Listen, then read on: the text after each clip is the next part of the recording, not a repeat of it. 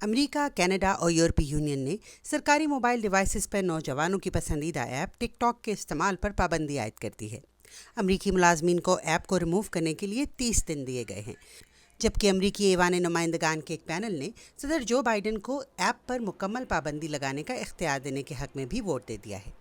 Bharat, Taiwan, Afghanistan میں بھی اس app پر مکمل پابندی ہے۔ ٹک ٹاک پر حالیہ امریکی اور کینیڈین پابندیوں نے ٹک ٹاک کی پرائیویسی پالیسی اور صارفین کے ڈیٹا تک رسائی کے حوالے سے خدشات کو مزید تقویت دی ہے، جس سے اس کانٹینٹ کو روایتی جاسوسی کارروائیوں کے لیے استعمال کیا جا سکتا ہے۔ ہم یہ فیصلہ کر رہے ہیں کہ سرکاری ملازمین اور سرکاری ایکوپمنٹ کے لیے یہ بہتر ہے کہ انہیں ٹک ٹاک تک رسائی نہ دی جائے، کیونکہ لوگوں کو اس پر تحفظ کے حوالے سے خدشات ہیں۔ ہم ٹک ٹاک جیسی ایپس اور یقینی طور پر چین سمیت بعض ممالک کے بارے میں اپنے خدشات کے بارے میں واضح ہیں،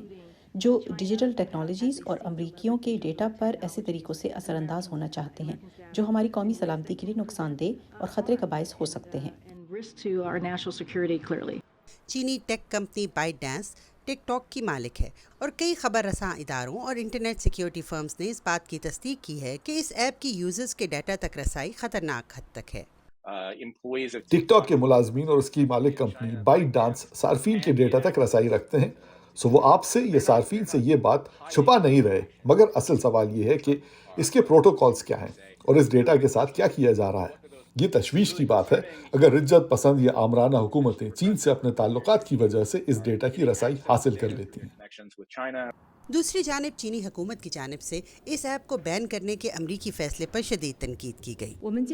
امریکہ قومی سلامتی کے تصور کو ضرورت سے زیادہ بڑھاوا دے رہا ہے اور دوسرے ممالک کی کمپنیوں کو دبانے کے لیے ریاستی طاقت کا غلط استعمال کر رہا ہے۔ اگرچہ عام امریکیوں کے ٹک ٹاک استعمال کرنے پر کوئی پابندی نہیں ہے، لیکن ٹک ٹاک نے اپنے ٹویٹر اکاؤنٹ پر امریکی حکومت کے اس فیصلے کو تنقید کا نشانہ بناتے ہوئے اسے امریکی کلچر تک 1 ارب سے زیادہ ٹک ٹاک صارفین کی رسائی اور امریکی صارفین کے آزادی رائے کے حق پر قدغن قرار دیا۔ Aiza Irfan, Voice of America, New York.